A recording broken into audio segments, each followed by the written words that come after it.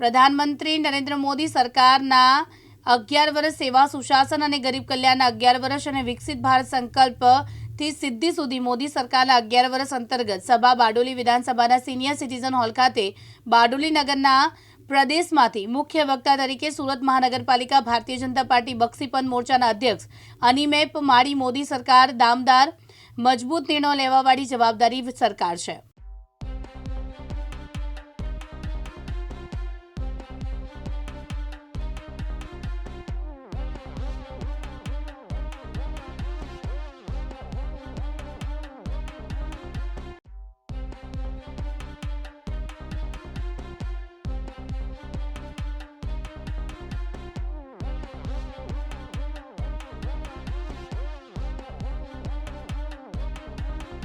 મારી અધ્યક્ષ સુરત મહાનગર ભારતીય જનતા પાર્ટી બક્ષીપંચ મોરચો આજે બારડોલી નગરમાં બારડોલી વિધાનસભાના કાર્યકરો સાથે સંકલ્પ છે સિદ્ધિ 11 વર્ષ પ્રધાનમંત્રી શ્રી નરેન્દ્ર મોદી સાહેબની સરકારના પૂર્ણ થવાથી કરેલી વિવિધ યોજનાઓ વિશે અમારા બૂથના કાર્યકરો શક્તિ કેન્દ્રના સંયોજકો તારીખ 23 થી 29 સુધી બૂથમાં જઈને પત્રિકા વેચશે, પ્રચાર કરશે, સાથે સાથે પર્યાવરણની જાળવણી માટે વૃક્ષારોપણ અને આયુષ્યમાન કાર્ડ 70 વર્ષથી વધુની ઉંમરના વડીલોને ભારતીય જનતા પાર્ટીના કાર્યકરો આયુષ્યમાન કાર્ડ કરવામાં મદદ આપશે।